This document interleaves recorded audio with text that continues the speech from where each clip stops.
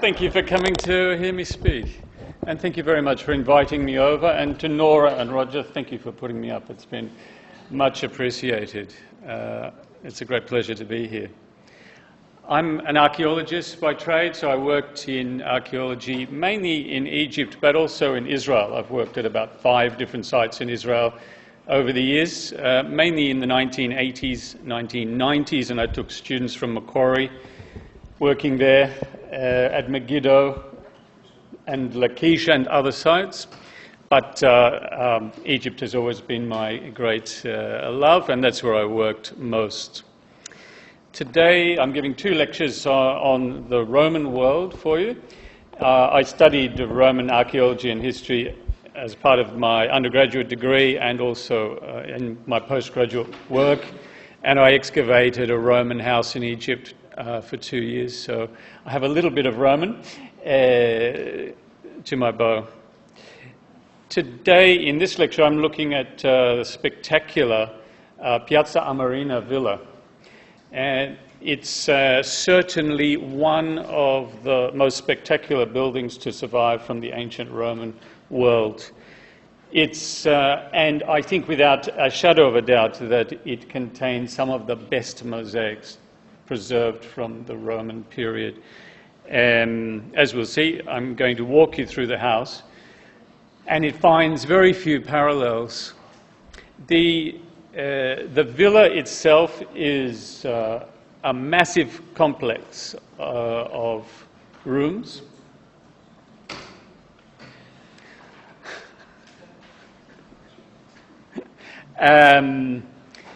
And I've given you a handout for this lecture with a map of Sicily and a plan of the villa so that you can have a closer look. The villa itself, we'll talk about the refining of the dating at the end of the lecture, how it can be dated, but it certainly belonged to an extremely high official of the Roman Empire, and many scholars, when looking at this mansion, have suggested it can only really have belonged to an emperor. And we'll look at the possible candidates that have been put forward for ownership of this villa. Piazza Armerina, the Villa Romana del Casale, is located in central Sicily. Sicily, I just put in a geographical map just to set the scene. Sicily is dominated by a mountain range that runs along the north coast, and of course Mount Etna, and I'll show you a photo of Mount Etna in a moment. This is a subduction zone where Africa is pushing up the Mediterranean seafloor and ramming it against Europe, so there's a fault line that runs here, and weak points in the crust have produced a massive volcano. So it's an area of extensive earthquakes, there are repeated earthquakes, and as a result of the volcano, it's a very rich and lush island. Piazza Armerina is located here, so just south of this central mountain range. It's actually located in a side branch of the Gela River. The Gela River flows up from here, and Piazza Armerina is in a branch of that valley.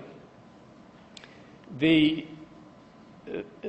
residence is a little bit unusual in that it's clearly a luxury palace in a somewhat isolated place. It's not on a major route, ancient Roman route. So the implication has always been that Piazza Armerina Roman Villa is a residence for the owner of a latifundia, of a large agricultural estate controlling this upper part of the Gela River. It's a place of retreat rather than of administration. So the owner of this villa clearly comes to this, what is quite an isolated, remote place in Sicily, to get away from the world, so clearly it's a retreat, but it developed over a number of decades into a palatial complex that was fit for the resident to intersect with officials, and he expected many delegations to come to the residence, and he built a spectacular basilical hall in which he could hold court. And clearly the owner of this residence is a very important Roman official, if not the emperor. So it's a villa, a Roman villa that grew over time. Its roots, according to archaeology, go back to the 1st century AD, and remains of that period have been found underneath this residence. This residence that we'll be walking through is largely of the 4th century. That was when it was at its peak, and we know that it probably in the 5th century was sacked and burned by the Vandal invasions of the mid-5th century. So it was probably occupied in its current form for about 150 years, and it, of course, changed and developed over that time. In its plan, it has many resemblances to Roman villas that you find elsewhere on Sicily and elsewhere in the Roman Empire. It's centered around a courtyard, and one of the fascinating things about the villa, from our perspective, is that all of the spaces in the villa are inward-looking. It's set in the most gorgeous valley in the mountains of Sicily, but there were never any vistas from the residence itself. You had a largely blank facade and inward-looking rooms. This is typical of Roman villa construction. So you would have had to have left the villa and gone walking in the valley if you wanted to see it. It's quite a strange aspect to the Roman villa concept. You're not building to experience the landscape, you're actually enclosed within the residence. There are many scenes, mosaic scenes in the villa that represent the life of the owner, undoubtedly, and the life of the country life that he wanted to accomplish. This is a place of otium. I don't know if you've heard of otium before. It's a leisured existence in the countryside, in your country residence, getting away from it all, away from the administration. And the scenes that we see both in the small hunt room, which is this one, and the great hunt are scenes of the natural world, of agriculture, the scenes that he would have been familiar with. The vestibule of the Great Hunt is one of the most spectacular mosaics that you'll see anywhere in the Roman Empire. We'll be looking at it in a little bit of detail, but it represents the capture and transport of wild animals to the arena. And obviously it's representing the economy of Sicily and of North Africa. All the evidence points to the villa being the product of North African mosaicists. The nearest parallels for these mosaics are Tunisia and Libya, and it's highly likely that those mosaicists were brought over on a special commission to decorate this spectacular villa. And you'll find that there are parallels in Tunis, for instance, in the Bardo Museum, which are very similar period and similar look. The identity of the original owner and developer of the villa is open to question, but we think this is a representation of him from the Great Hunt mosaic. And certainly a number of suggestions have been put forward as to whom he might have been. We'll talk about that in the end. Now, just to set the scene before we talk about the villa, I just wanted to briefly say that the Romans had been on the island of Sicily for hundreds of years before the construction of this villa. the Romans had taken control of Sicily during the First Punic War against the Carthaginians. Sicily is exceedingly close to Italy, and in this photograph, I'm in Sicily, in Taormina, that's Italy there. So the distance is minute through the Straits of Messina, and it became Rome's first province outside of Italy. Sicily became this new territory for the expanding Roman Empire of the 3rd century BC. Strategic battles were fought during the First Punic War, particularly the Battle of the Aegites Islands, 241, really a turning point for Roman control of the island. And after 241, this major battle against the Carthaginians saw the defeat of the Carthaginians at the Aegites Islands and the breaking of Carthaginian control. It was only a matter of time then before the Romans were able to annex most of the island.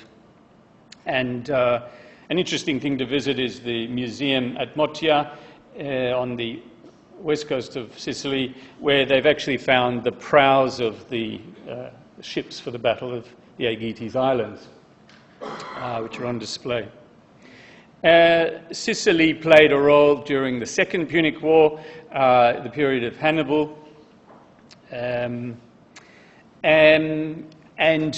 the whole of the island became annexed to Roman control not long after. The Romans were interested in the rich agricultural potential of the island. It is very rich, and I was actually in Sicily. I go there regularly. Mount Etna was in eruption, and those eruptions have produced exceedingly fertile agricultural land, particularly in the eastern half of the island. It's a very rich territory. This is very close to Piazza Armerina. What the Romans did after converting Sicily into a province in the 3rd century is to create these massive landed estates, agricultural estates, and imported slaves to work those estates. And that's what we should think of Piazza Armerina as representing. The original residence, which goes back to the 1st century AD, was undoubtedly the residence of the owner of one of these agricultural estates, these latifundia. Okay, so a number of villas have been excavated all over Sicily, and they give us a very rich details about this period, the period of the 1st and 2nd centuries, the Pax Romana period. The Piazza Armerina villa is unique in the freak circumstances of its location. The villa is actually stepped into the side of a hill, Mount Mangoni, which you can see there. So it's actually constructed on 3 terraces, and the fact that it is in this river valley stepped up the side of the hill has meant that over the centuries, eroded material has come down off the mountain and completely covered the villa.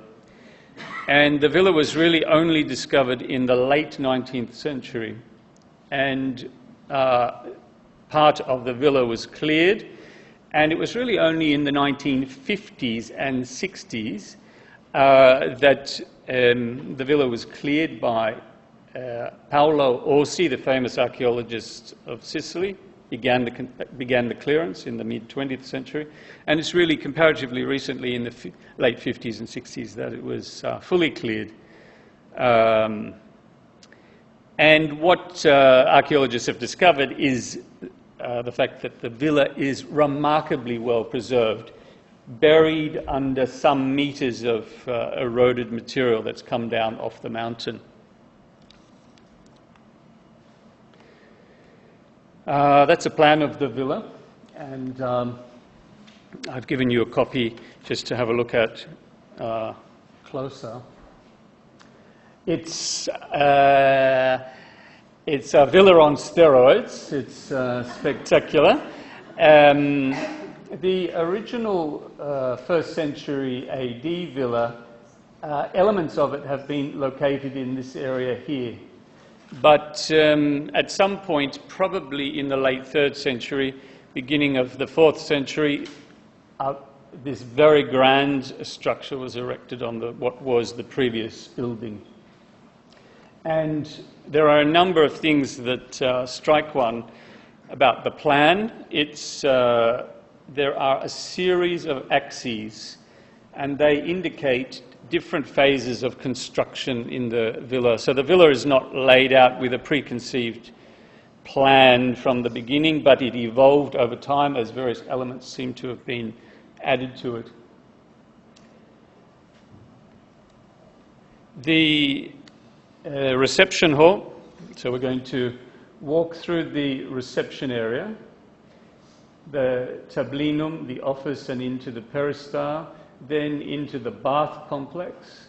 Then we'll have a look at these rooms around the peristyle court, and then the grand bedrooms at the rear, and the basilica, and the triclinium room.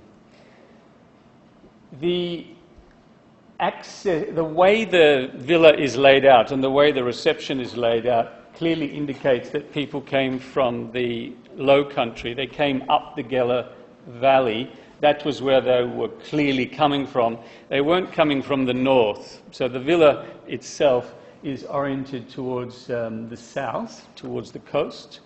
And if I go back to the map, the reception areas that they might be coming from are likely to be Gela or possibly even Agrigento on the coast. So people are coming to visit the owner of the residence by coming up from the coast, not down from the north. The villa is clearly designed to impress with its scale. You arrived at this grand reception court and you were funneled into the main residence as we are here. The tablinum is the first room that you enter. It's the office where the owner of the house would greet you. It's where he would meet clients, and this is a traditional element of a Roman residence. The tablinum is where the patron would encounter the clients who would come to the residence. He's going to meet delegations coming here, and the mosaics on the floor of the tablinum include this figurative scene of a man holding a torch. And the idea is that he's greeting the guest, he's illuminating the tablinum and inviting you to come into this residence. You entered then into the peristyle court, and this would have been the main route for guests coming to visit to encounter the owner holding court. They would have come into this peristyle. In antiquity, there would have been a garden here in the center of the peristyle, and you had a fountain in the center, so with 3 pools. And this has all been obviously reconstructed and roofed in the 1990s.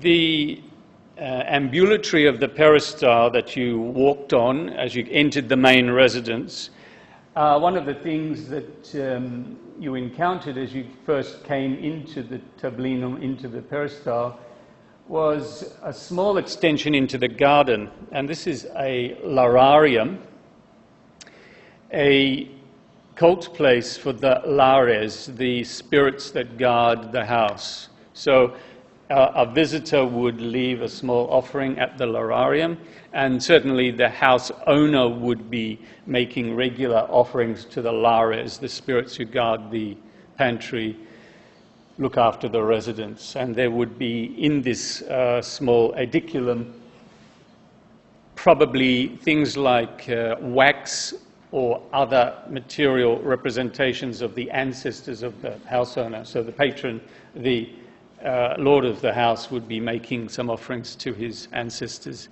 here as well, which is why it's so large. I think it's one of the largest lararia I've ever seen as a cult place in a residence. The ambulatory of the peristyle courtyard is really lavishly, richly decorated with the heads of animals. So you have things like tigers and bears, horses. So we've come in here. That's the lararium, and that's the peristyle around the garden. People coming into the residence would have come into the peristyle, and then they would have attended the lord of the house, the dominus, in the Basilica. If they had come a long distance by ship, and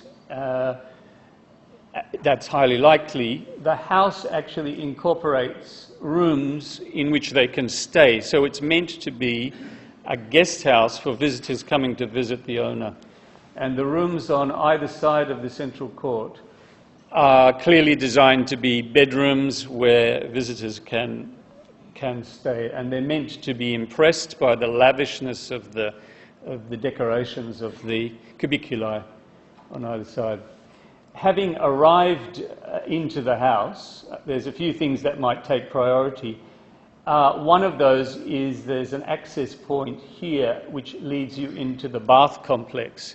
And this bath complex is one of the grandest ever made for a private residence. You'd have to look for Tivoli, the Palace of Hadrian, something like that, for something equally grand. It's clearly designed for a sizable number of people to go and have a bath. And it has one of the largest private toilets that you'll see anywhere in the Roman world, toilet complex. So you can imagine that people would arrive on horseback, they would leave their horse, and they're coming in to here. There's access here to the bathroom. That's a number one priority. And then probably coming into the house, you're going to want to freshen up and have a hot bath, perhaps before you go through to the audience halls to meet the owner.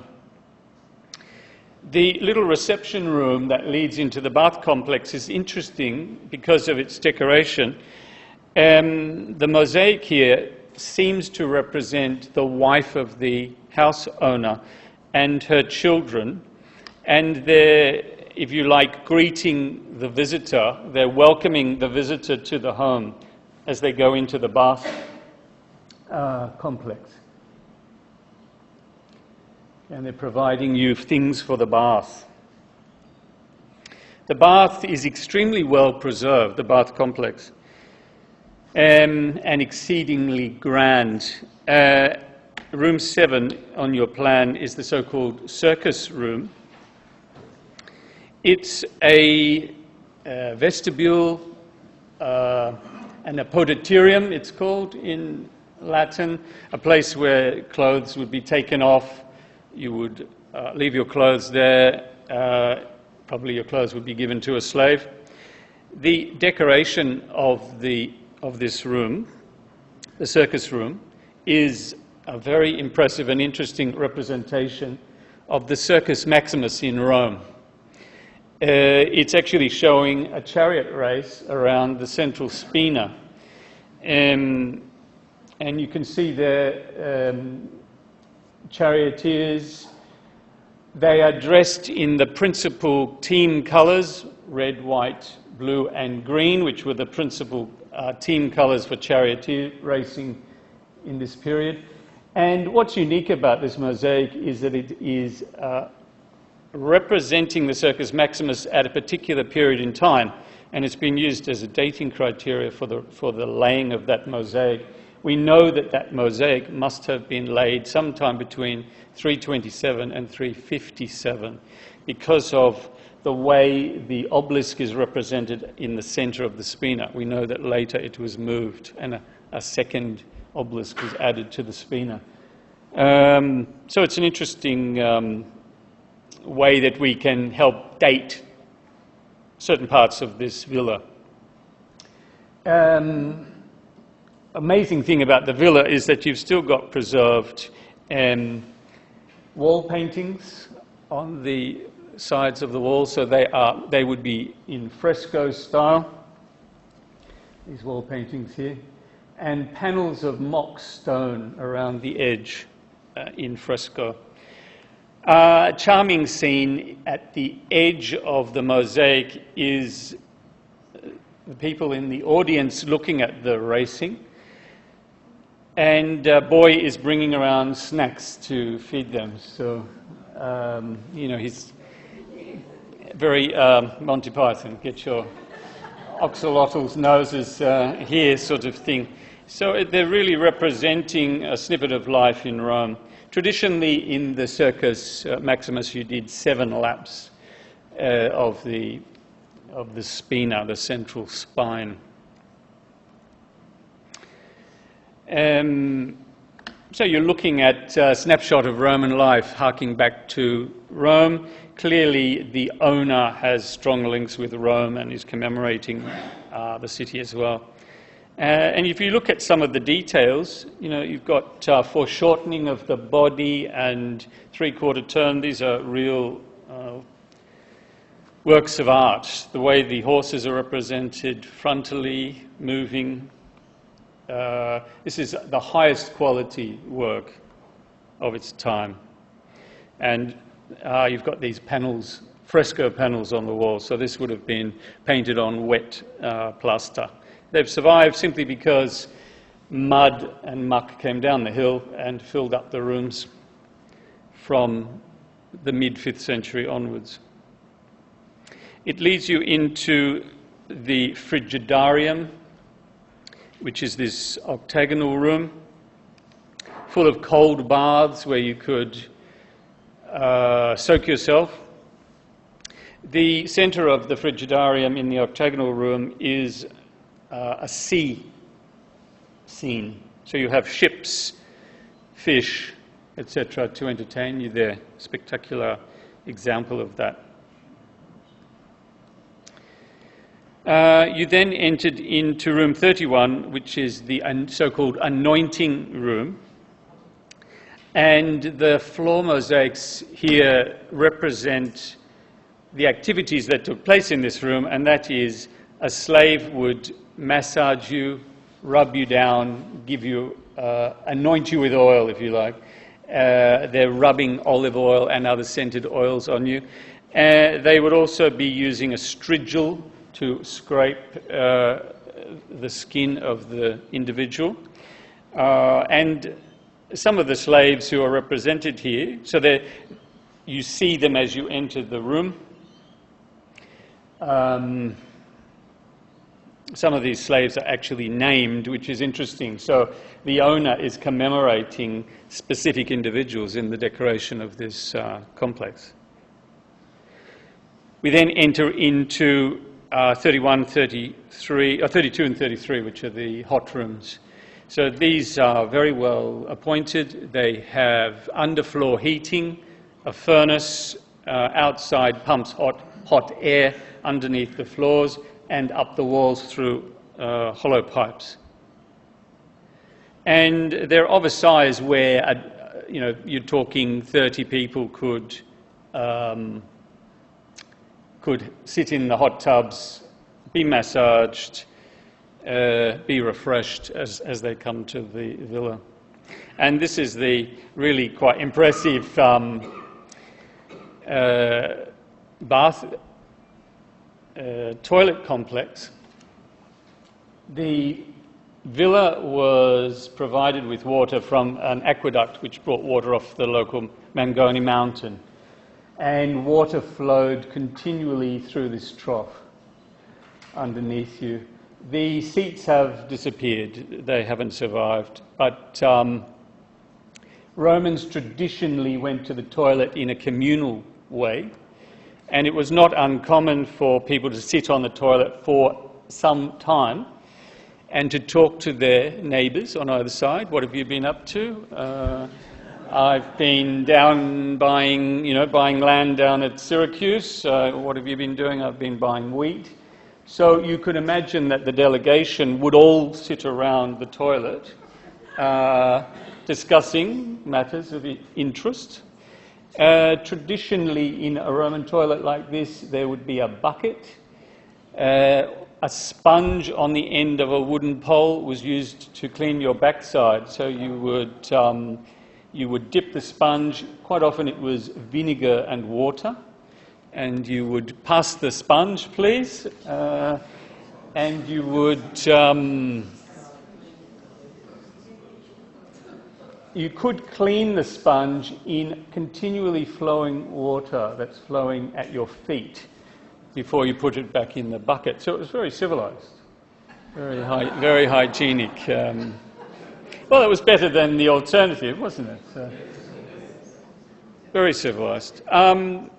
Quite often in these bath complexes, toilets, there's an open air area to let light and air in, but it was not uncommon to have musicians entertaining you there in the toilet. So they could be playing some wind symphony, perhaps, as they're entertaining, or violins. So, and for a private residence to have what's basically a public toilet complex, this is not just one or two people arriving occasionally. This is delegations coming here and using these facilities. So now we enter into the courtyard itself. Very grand sleeping quarters around either side. They've done a fantastic job, the Sicilian Antiquities Service, of reconstructing the villa and protecting it and roofing it. One of the first halls or bedrooms is this.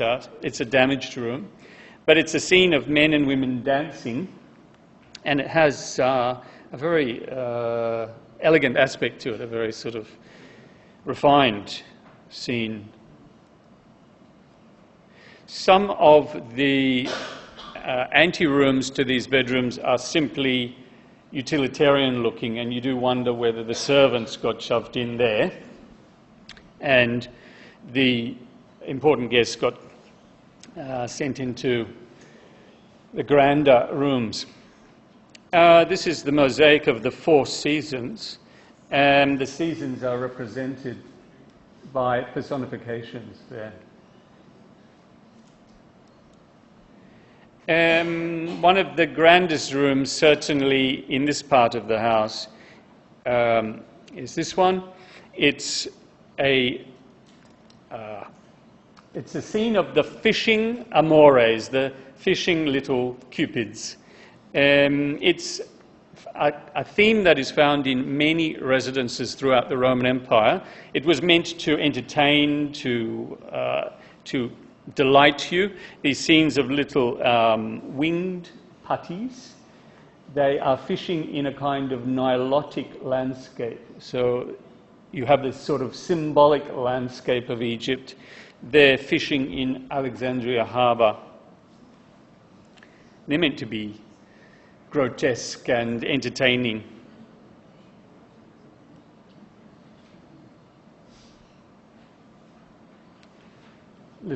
Little putties.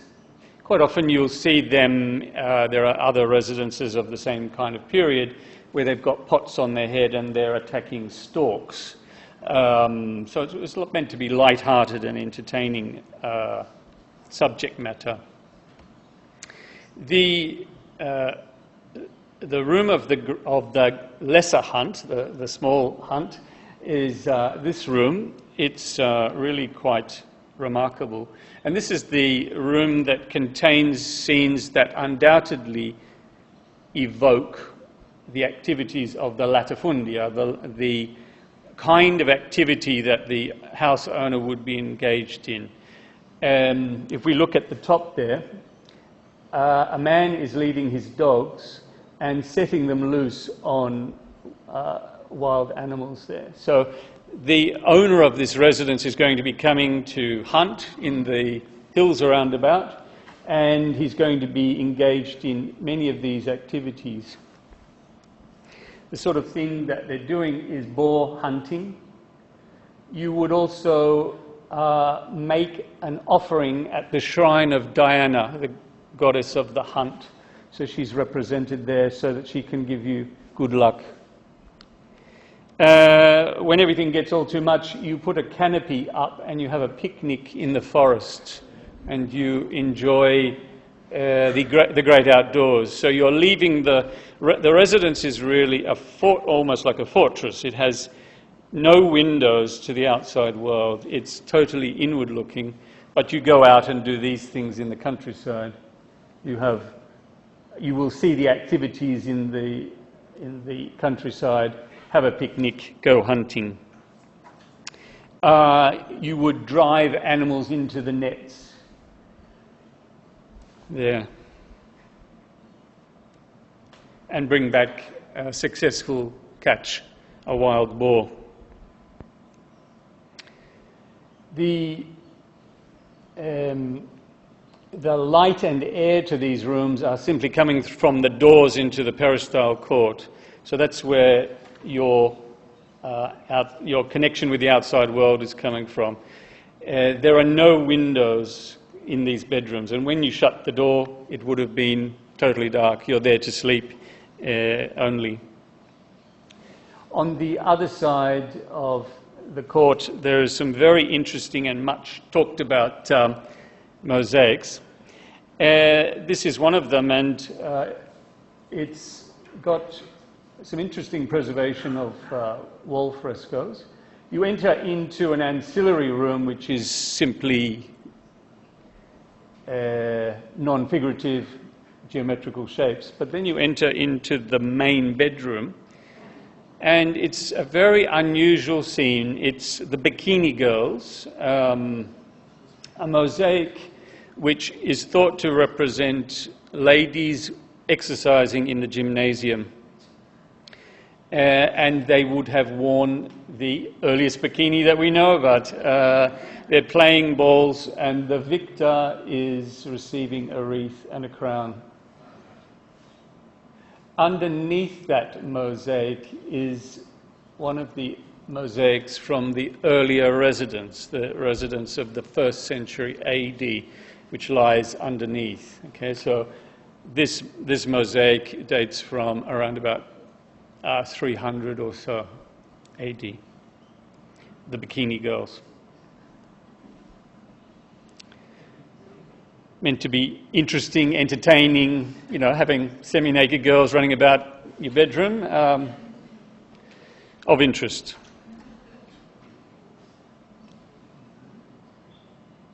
Adjoining that room is another bedroom, which is, or I should say, there's another room. This room has been interpreted as possibly a music room. The subject matter on the floor is Orpheus bewitching the wild animals with his music, with his lyre. So he sat originally in the middle of the room, and all the animals, including peacocks and other wild animals, come to listen to his music. So it's been suggested from the shape of the room that it wasn't one of these cubiculi. It may have been an entertainment room where guests living in the peristyle court would be entertained. There could be musicians there, and the theme on the floor promotes that idea. The grandest room in the residence, however, is number 12, which is the room of the Great Hunt. It's over 65 meters long, and the subject matter is amongst the most spectacular that you'll ever see. It forms the atrium before entering the Basilica, which itself is a grand space. So every guest came to the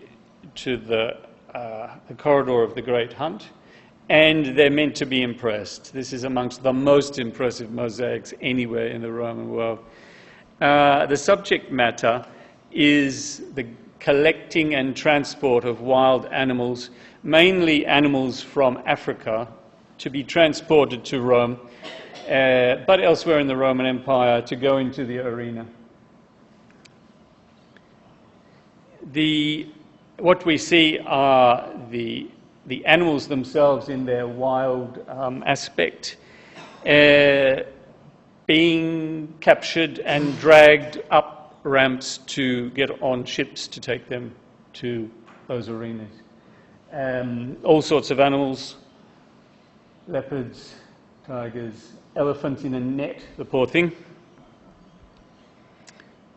wild oxen. They are being dragged down to the ships in ox-drawn carts. In addition to the gathering of animals, we actually see animals in their wild aspect. So you've got wild cats leaping on oryx. This is a subject that appealed greatly to the Roman sensibility, to see wild animals being ripped to shreds by other animals, appealed to the Roman sensibilities, and it's a subject that would continue. If you've been to Istanbul, you might have seen Justinian's mosaics from his palace in Istanbul. A Christian emperor, but his floor is full of mosaics showing the ripping to shreds of wild animals, something that appealed. Ostriches being taken up onto a ship. The mosaic is particularly of importance because of the rendering of clothes, the rendering of ships, transport. It's a ethnographic study of that economy, of that trade. The Great Hunt mosaic is really one of the main ways that we can date this villa, because it clearly seems to date from the early 4th century, both in the way people are represented, the way clothes are represented. So iconographically, it can be placed in that period, pulling an elephant up onto a ship.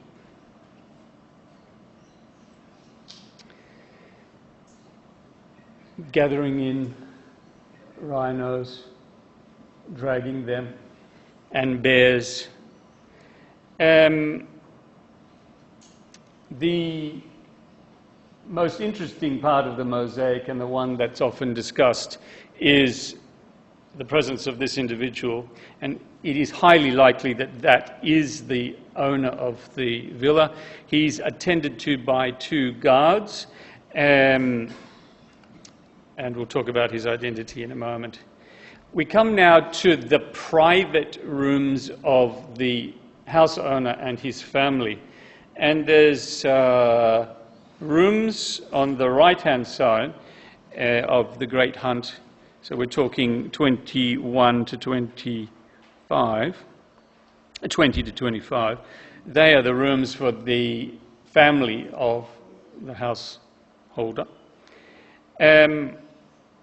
There's this charming children's bedroom, and it almost is Beatrix Potter in its evocation. Children are pretending to be playing chariots in the Circus Maximus, but their little carts are being drawn by birds.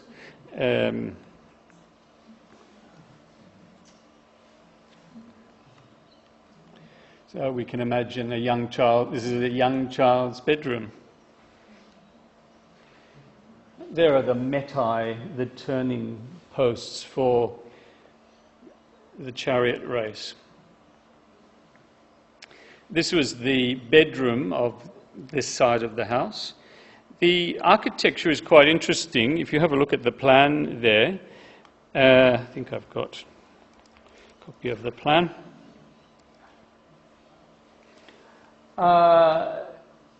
The rooms are freestanding of each other so that you can get small side windows allowing some light and air in. So it facilitated a much more airy, light aspect to these rooms, which would otherwise have been very dark.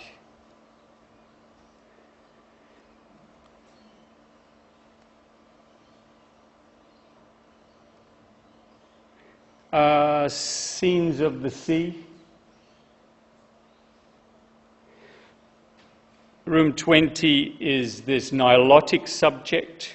This is the atrium to a room which has been seen as representing a communal entertainment space, probably a place where the family gathered to be entertained, to be sung to, or to hear poetry readings.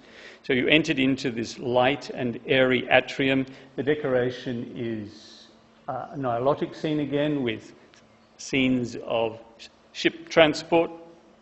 There was a fountain to cool the air, and light and air came through the little peristyle there. And then you enter into this entertainment room, and this is the Arion room. And in the center, the famous poet and musician Arion is seated there, famously associated with a dolphin. He was kidnapped by pirates, ended up in the sea, and through the power of his music was able to be rescued by the dolphins who carried him away from the pirates. So it was a subject that appealed very much to the ancient Romans, and one that implies here that this was an entertainment room rather than a bedroom, rather than a cubiculum.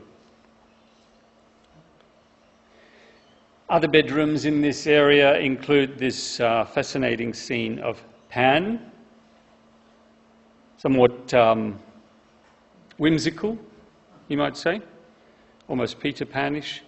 And then the bedroom itself, probably the master's bedroom, one of the most exotic and interesting kind of carpets that you could imagine. Scenes in the countryside.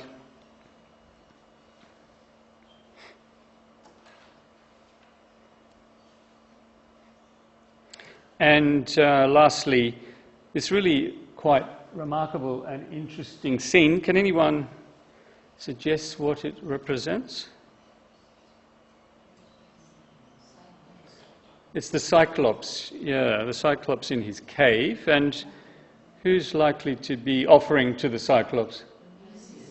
Ulysses, or, yeah, Odysseus. Yeah, Ulysses in the Roman world. So Ulysses is trying to get the Cyclops Polyphemus drunk so that he can escape from the cave.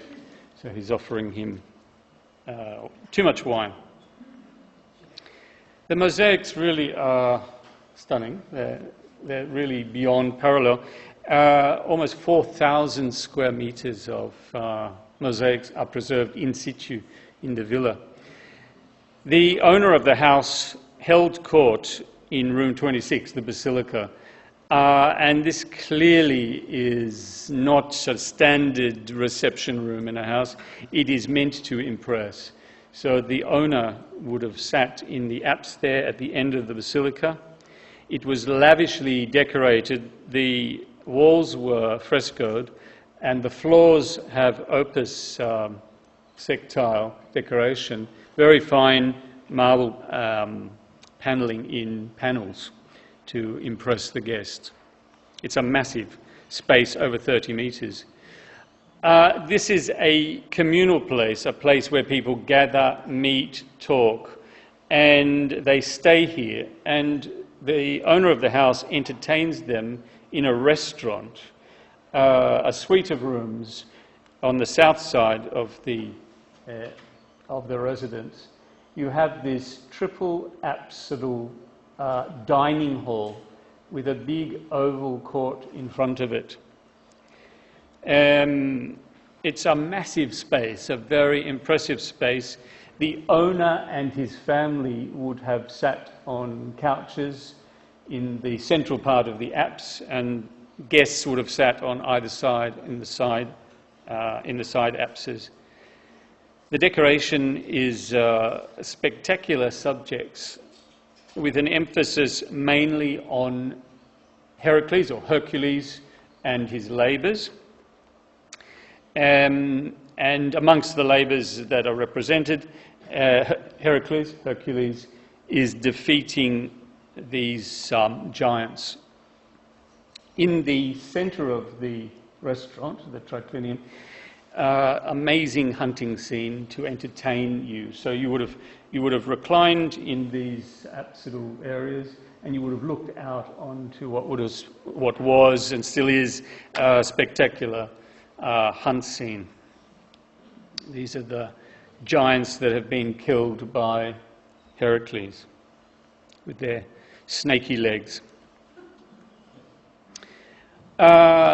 The ownership of the residence seems to be, in its original period of construction, possibly the Emperor Maximian from the period of the Tetrarchy of Diocletian.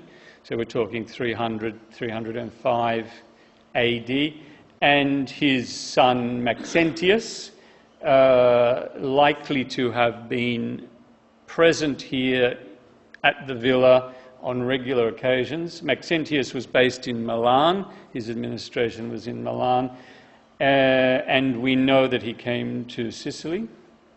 So they seem the best candidates for the ownership of the residence. Some of the telltale signs are, as I said, the Circus mosaic showing the Circus Maximus as it was only in the second quarter of the 4th century. That's a good indicator that perhaps certainly the bath was being added in the period after Maxentius, possibly around 330 AD.